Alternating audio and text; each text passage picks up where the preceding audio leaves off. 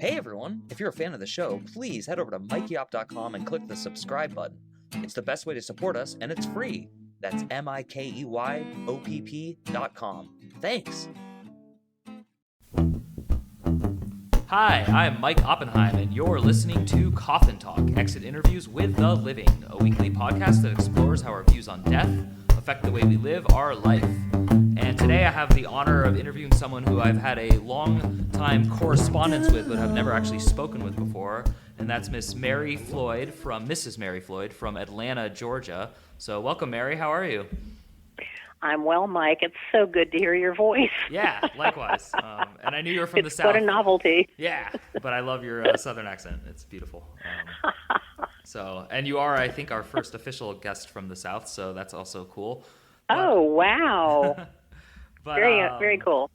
More importantly, I think the reason I wanted to interview you is that in our correspondence, you've often mentioned a lot of the lessons you've learned through life and a lot of just your great attitude about life change and the traumas and tribulations of it. So I know that your background, you have like a ton of volunteer experience as well as being a Stephen minister and other things. So I plan to ask you about a lot of these things. But first, I have a standard question I always ask, which is, how old are you? Where did you grow up? And what generation do you consider yourself from?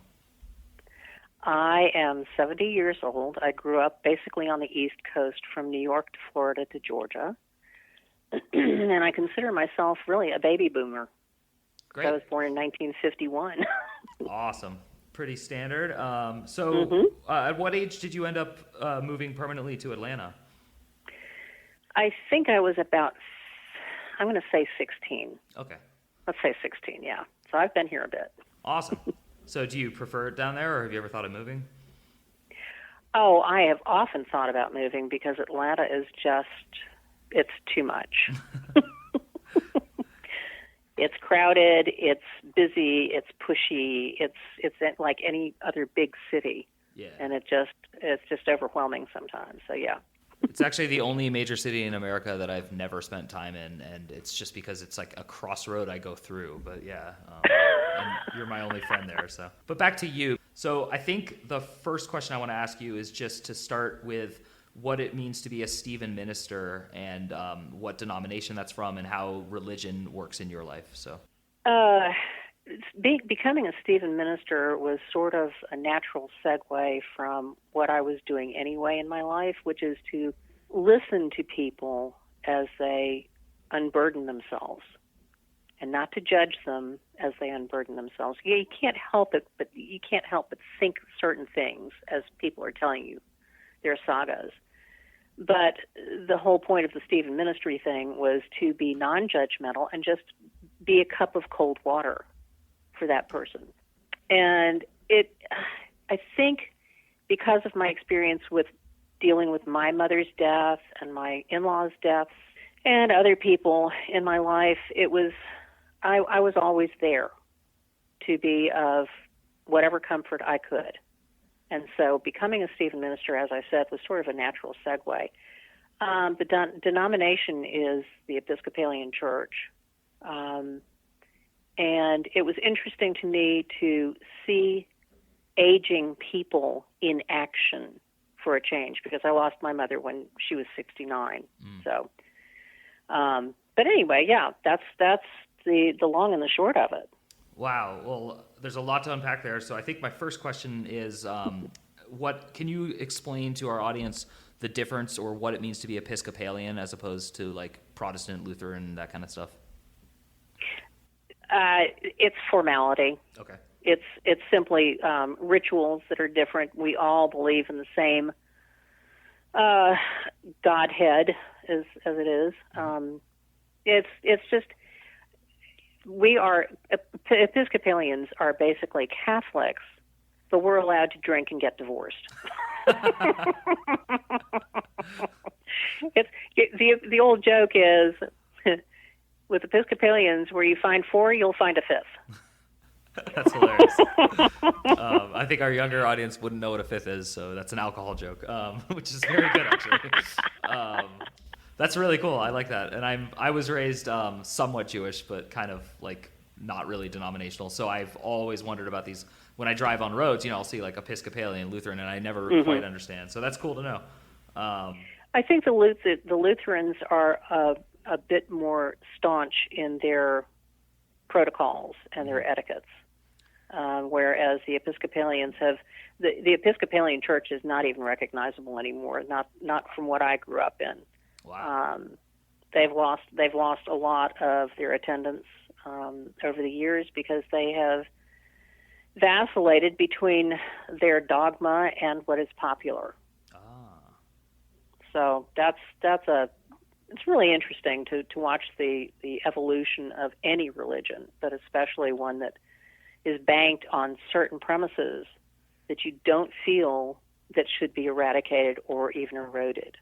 That's really interesting. And actually, I feel very comfortable asking you this. I wouldn't normally ask someone, but identity politics is like a huge part of our culture in America today. Would you say that your identity is like strong with religion, or is it more with the spiritual side of religion? I am extraordinarily spiritual, and I am not I'm not a devout anything. I tend to keep an open mind, which is the way I was raised. My mother taught us to question everything. Awesome. Including religion. And there are certain things in the Christian faith that I don't believe in, and there are certain things that I am pretty intractable on. So I kind of dance that fine line of where am I?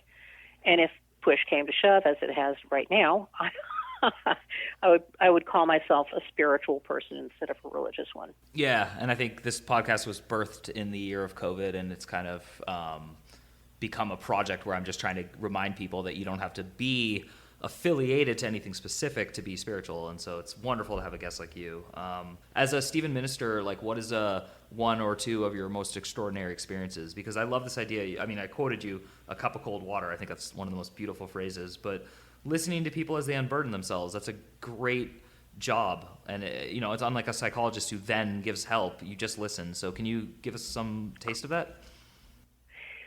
I had the privilege of of escorting a lovely elderly woman through her recovery, actually, from a bad fall, and she was just delightful. She was funny. She was savvy, but she was mostly funny. She maintained her sense of humor, and she was in her 90s. Wow. And when her daughter moved her away, it just kind of broke my heart because I wasn't able to say goodbye to her.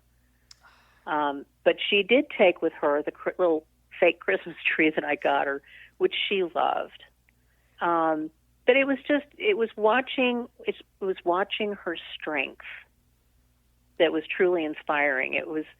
She never lost her sense of humor, and I think humor is what carries human beings forward, regardless of their situation.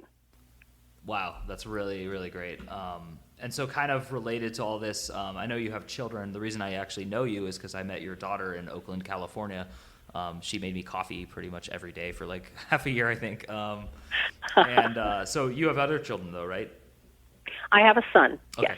And so I'm just curious, have you ever employed your listening strategy with them, or does that backfire with your own kids? Because I would imagine it would backfire, so that's why I'm asking. I have.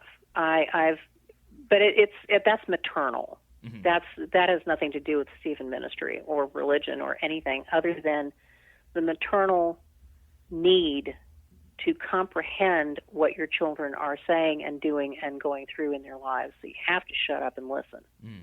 Wow. Because if you don't, if you overtalk them, then you're pushing yourself onto them.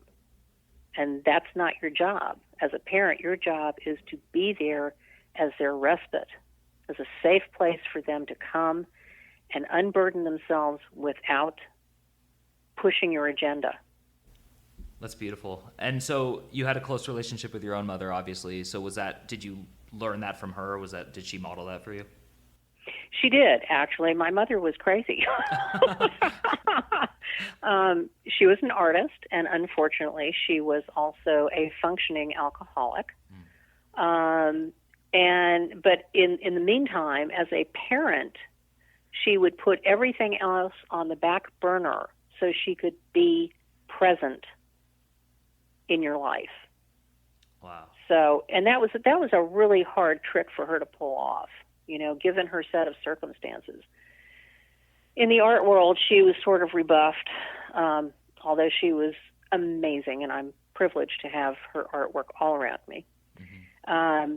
But as a parent, she put her parent hat on.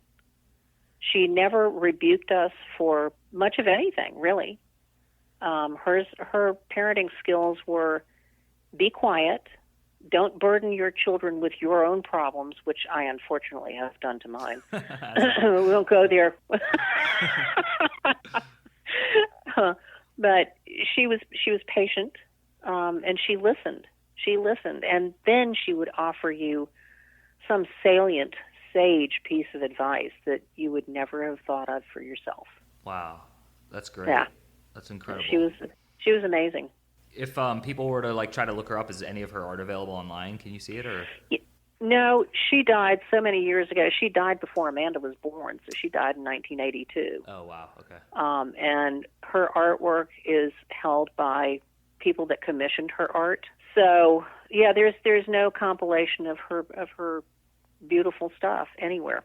It's crazy. Unfortunately. I really feel like I always wonder this, how many amazing novels are sitting in some pile in some, there's what you said about being rebuffed. It's not, people say rejected a lot, but it's different. There's just avenues and collectors and people in any form of art. So yeah, I find that I sympathize a lot with that.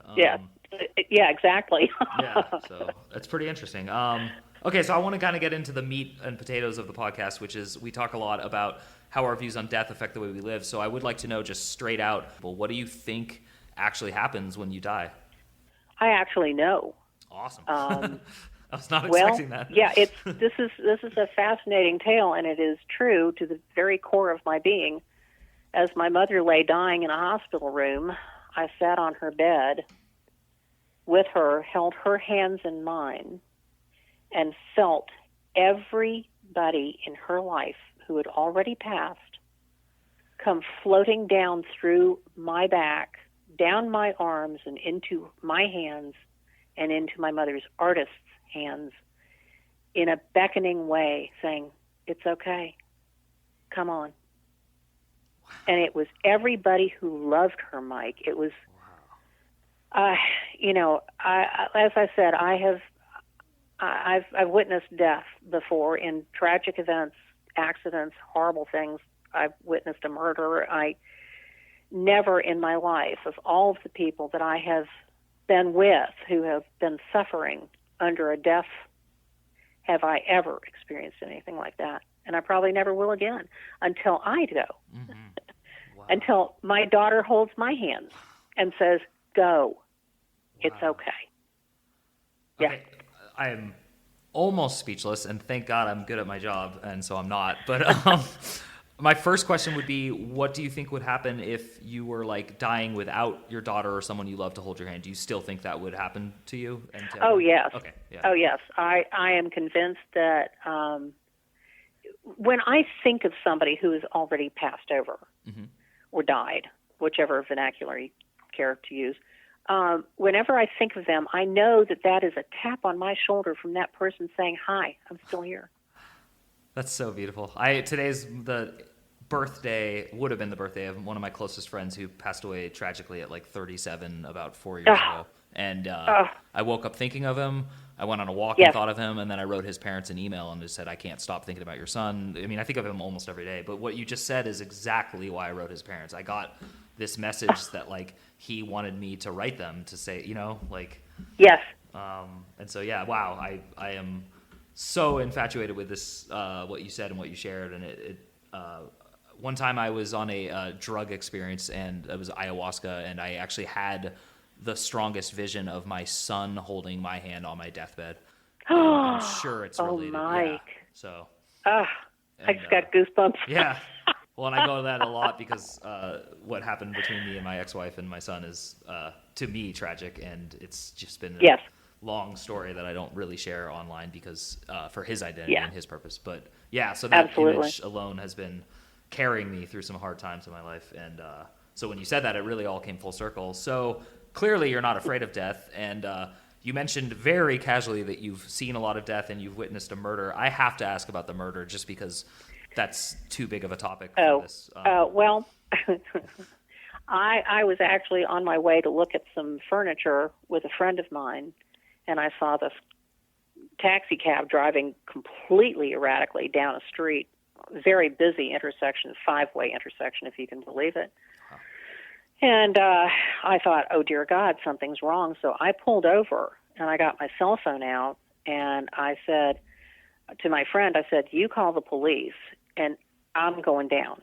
So the vehicle actually, amazingly, went through 5 intersections, and I saw, as he was going, I saw a guy exit the back of the vehicle, of the taxi, with a gun in his hand. Mm.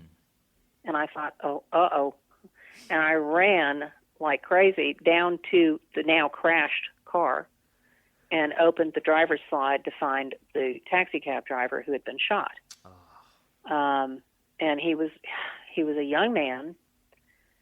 He was not from this country, and he was sending money back to his family. And I was the last person that he saw. And Mike, I have to tell you, I mean, I've rescued people out of airplanes. I've rescued people out of motorcycle wrecks. You name it. Who are you? This is amazing. But here's part of my spirituality. God put me in certain situations because I knew what to do. I agree. Wow. Instinctively. So that's a God touch on my shoulder. Mm-hmm. It's like, hey, you, get busy. Fix this. Yeah. If you can. So at any rate, I actually had to seek professional help to get this young man's face out of my brain. I can barely see him now, but it was so bad that I would go to work. I'd be sitting at my computer, and I could see his face. Wow. Wherever I went. It was awful. So, he shot him through the back. Oh, wow. And I stayed right with him.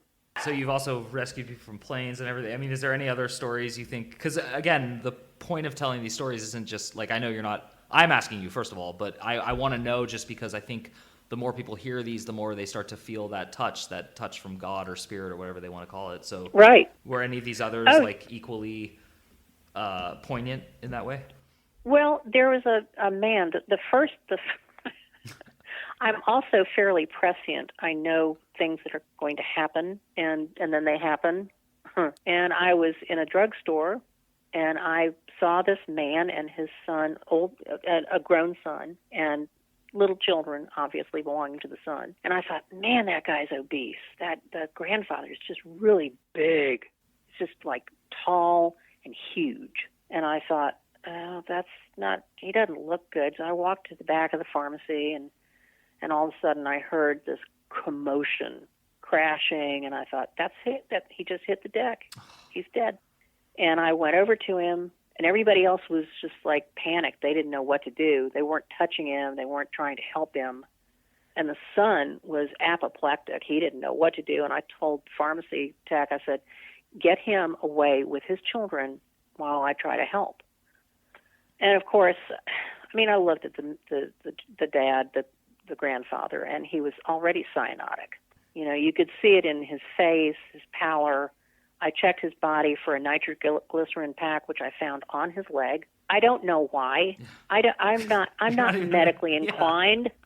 This is, but this is what I'm trying to say. Yeah. This is God. This is goddess. This is spirit. This is universe. This is the culmination of human experience rolled into one big tap on the shoulder, and you're it.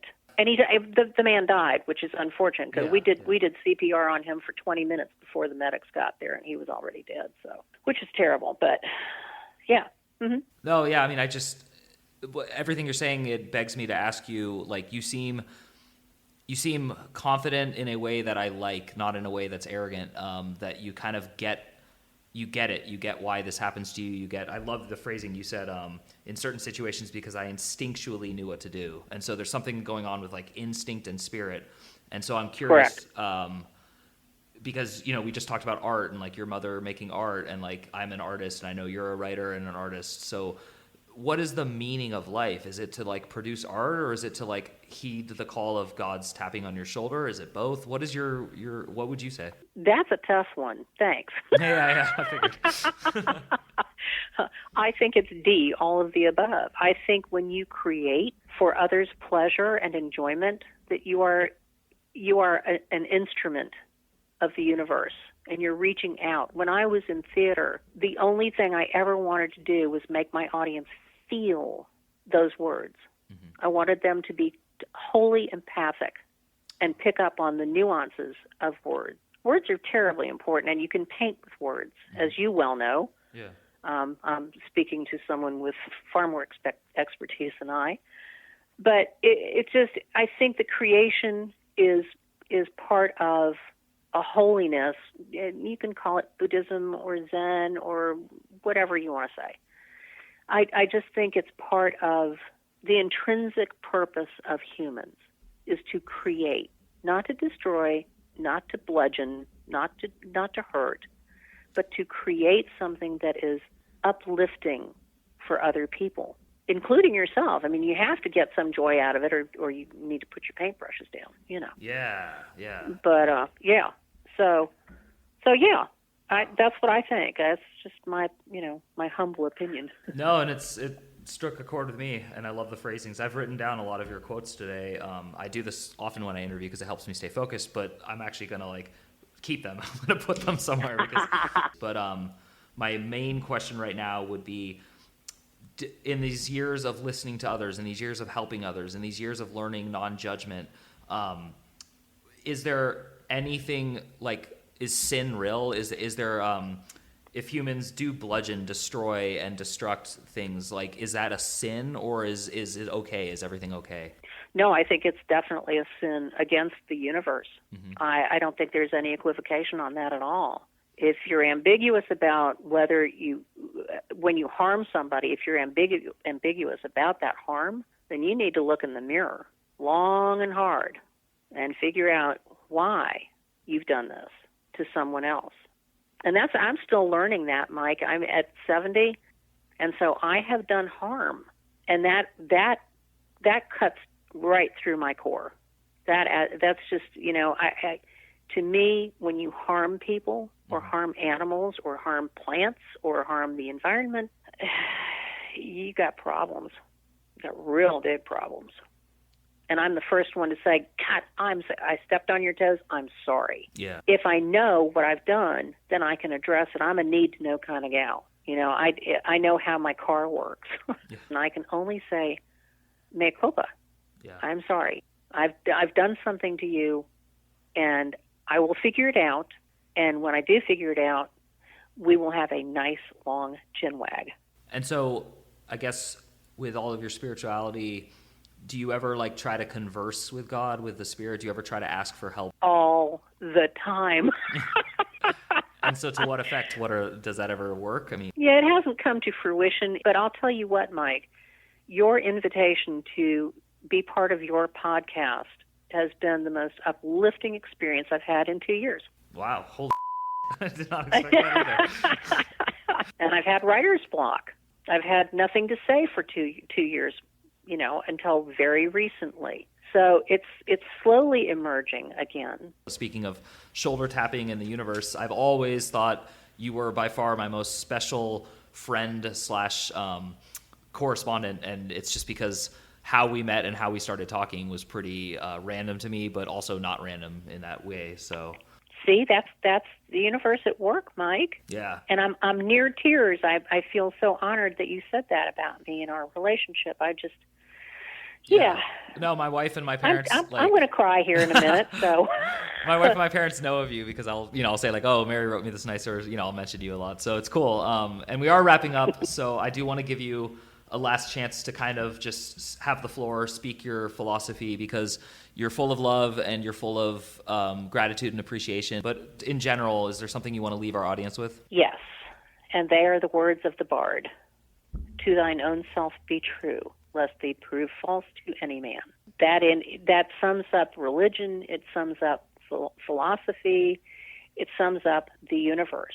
You have to maintain truth in yourself, or you're lying to everything around you. Without the truth, you have no God or spirit. Wow. That was incredible. Mary Floyd from Atlanta, Georgia, I want to thank you for helping us put another nail in the coffin. This has been another episode of Coffin Talk, Exit Interviews with the Living. Once again, I am Mike Oppenheim, and we will see you soon. Walking along when I hear this song, and I'm walking alone. Walking alone when I walk into you, and I see that you see me, and I see you hear this tune, and I feel that you're near me, and I sing you while the moon